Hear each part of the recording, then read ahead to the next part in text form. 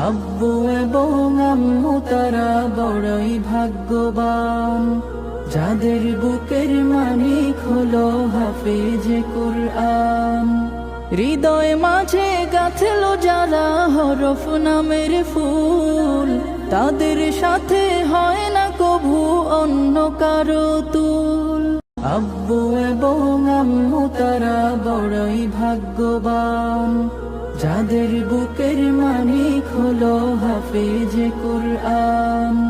হৃদয় মাঝে গাঁথলো যারা হরফ নামের ফুল, তাদের সাথে হয় না কভু অন্য কারো তুল।